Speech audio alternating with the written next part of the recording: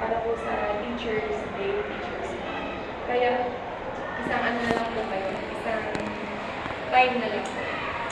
So, ang agenda po natin ngayon, katulad ng na-announce po na rin sa ating group chat, meron po tayong star raising para po itong mini planetarium. Sa October 11 na po yun, Saturday, 300 pesos po per person.